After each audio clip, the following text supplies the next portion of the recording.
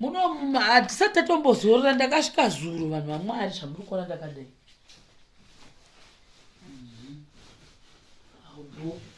Saka even mablankets ndatotora blanketi iyi ndatotora kuna mama this one ndakatochena racho nokuti dhayanga achitonditseka chiti izvo machire nyawise funo ndikati zvauri kuona kudai ndotondine stress handizi kuti machire angu chamawacha sei because kuri kungonaya ndoda kutomawacha.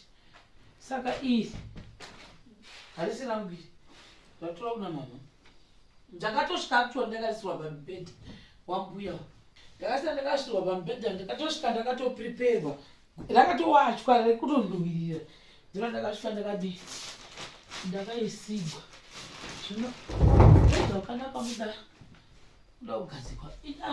I'm always adai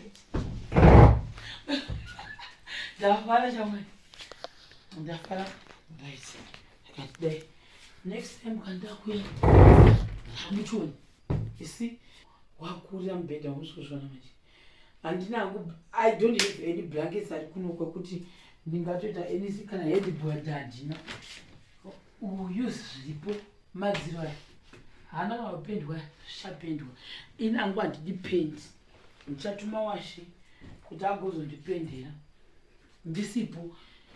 Magumbezi angu akatosviba ndikutonamata nezita raJesu kuti dai kukangofuma kusinganayi chete ndo munamato mukuru watinawo tinoda kumboenda kundoita washe nemagumbezi chete. Saka pakatoshata kunoku washa ariko mhuka ariko dhai ariko. Saka magumbezi ese boys rane nebhedha zuru handana washi saka ndiani achatanga kubata mabhedha munowani ndonyaya yekunetsa.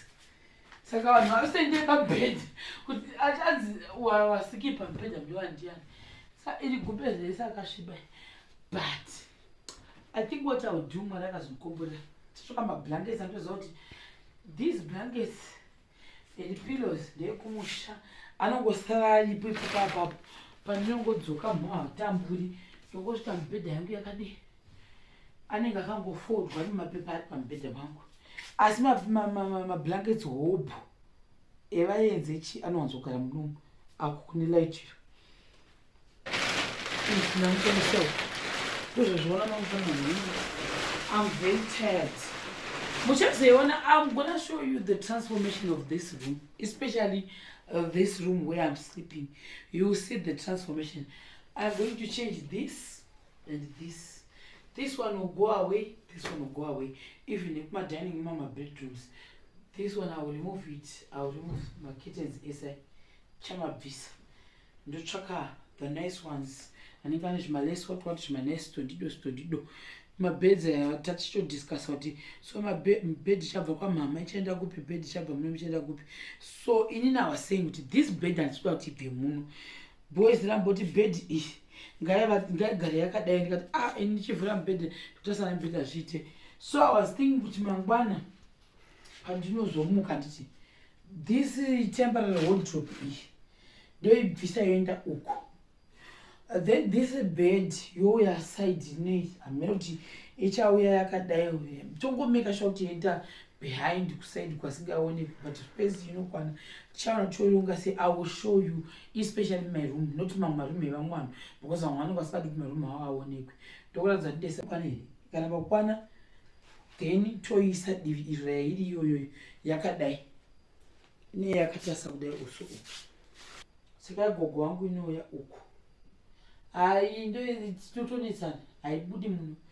Mumwe musikana asikadi kuvata apa ndinovata pagogo papeti yagogo wangu ndichivafunga ndakavata ipapa haibudi muno muroom hazviiti because this room ndoyanga yagogo wangu bed yacho yanga yagogo wangu ndoibudisa muno yoenda munovatwa nani inovata muno anatete wangu anatete maidhirasi anatete maaripo anatete maaribhedha anatete maarisi vakauya vanovata pamubhedha iwoyo.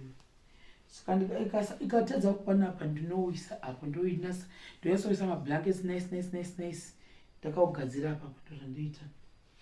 This one is mine, that one will accompany me here.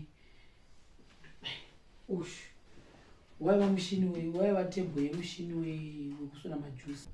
This one saka this one wachoni pamwe tichaona kuti ndiobvisa ndoisa papi muchazozona. I'll show you everything. I'll show you the transformation. I think that's pretty much it. Alkuya.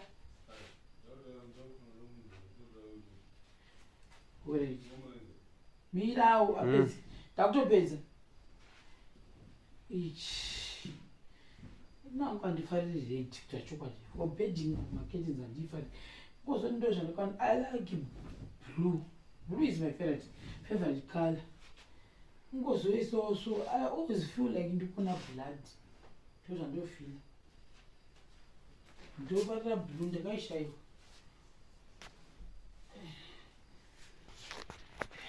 Mapfumbo kunoko tona.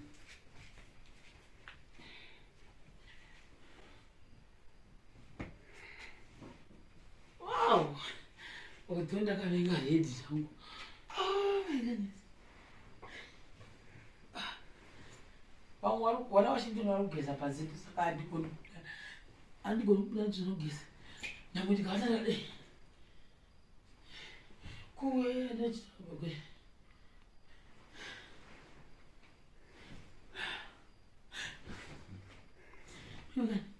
Die!